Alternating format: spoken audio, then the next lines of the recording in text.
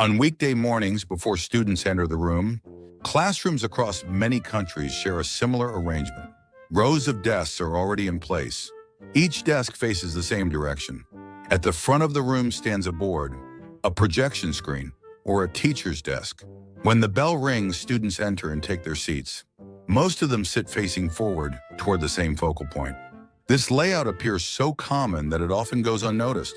But the orientation of desks in classrooms did not become widespread by accident. It emerged from a long process of institutional organization where schooling had to operate predictably, repeatedly, and at scale. The forward-facing classroom is not simply a design choice.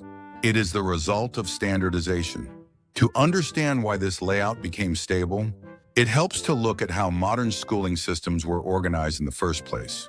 When public education systems expanded in the 19th and early 20th centuries, one of the major challenges was managing large groups of students at the same time. Education moved from small local instruction to mass schooling. Instead of a handful of learners, classrooms often contained 20, 30, or even 40 students. In this environment, schools needed a structure that allowed one instructor to communicate with many students simultaneously. The front of the room naturally became the focal point. Blackboards were mounted on the wall, so teachers could write information visible to everyone at once. Later, projectors and screens occupied the same space. Once the teaching position was fixed at the front, the orientation of desks gradually aligned with it. Facing the front made it easier for students to see demonstrations, read written material on the board, and follow spoken instruction without turning their bodies repeatedly. Over time, this arrangement proved efficient for group instruction, but efficiency alone did not make the layout stable. Stability emerged when classroom design began to integrate with administrative procedures. Schools were not just teaching spaces. They were institutions that operated through schedules, rules, and standardized routines. Desks facing forward helped support several of these routines simultaneously. For example, teachers needed to monitor the entire classroom during lessons. When students faced the same direction, teachers could scan rows of desks quickly. Movement, distraction, or raised hands were easier to notice. This arrangement also made attendance, testing, and classroom management more predictable. Rows created clear visual organization. Students were assigned seats. Teachers could identify who sat where. Administrators could observe the room and immediately understand its structure. Because schools functioned through repeated daily schedules, any layout that simplified oversight tended to persist. The forward-facing desk arrangement fit neatly into these institutional requirements. Once this structure proved workable, it began to appear in architectural planning as well. School buildings started to be designed with standardized classrooms. Instead of flexible interior spaces, many classrooms were built with rectangular shapes and a clear front wall. Lighting, boards, and storage were often positioned based on this orientation. Furniture manufacturers followed the same pattern. School desks were produced in large quantities with sizes, shapes, and spacing that fit into row-based layouts. Over time, the arrangement of desks became linked to the design of the room itself. When new schools were built, the layout was already assumed. This is how a practice becomes stable in institutions. It moves from a convenient solution to a repeated standard. Teachers entering a classroom expect desks to face forward. Students entering a classroom expect to sit facing the board. No one needs to explain the arrangement, because it has already been integrated into the routine of schooling. Another factor reinforcing this layout was assessment.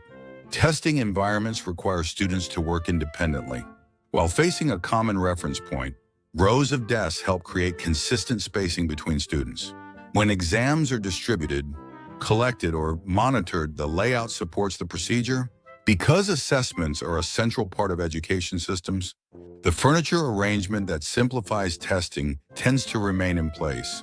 Over decades, these repeated uses reinforce the same spatial structure. Even as technology changed from chalkboards to whiteboards, from overhead projectors to digital displays, the basic orientation stayed the same. The focal point of instruction remained at the front. Once the system works reliably across thousands of classrooms, institutions tend to keep it. This does not mean classrooms never experiment with different layouts. In some settings, desks are arranged in circles, groups or clusters to support discussion or collaborative work. However, these alternative arrangements often exist within the same room design. The furniture can be moved temporarily, but the room itself still assumes a front-facing orientation. The board remains on the front wall. Lighting and projectors are aligned with that direction. When activities end, desks are often returned to rows. This pattern shows how institutional stability works. A structure does not remain because it is the only possible arrangement. It remains because it integrates smoothly with schedules, building design, teaching practices, and administrative procedures. Over time, the forward-facing classroom became the easiest format for schools to repeat every day. It aligns with lecture-style instruction. It supports classroom supervision. It simplifies testing and attendance. It fits the architecture of most school buildings. When a design meets multiple institutional needs at once, it tends to endure. That is why classrooms in many parts of the world still look similar. Even when the subjects, technologies, and teaching styles change, the spatial organization often stays the same. Rows of desks, a focal point at the front, a layout that allows one teacher to address many students at once. Because the system continues to operate within large educational institutions, the arrangement remains practical.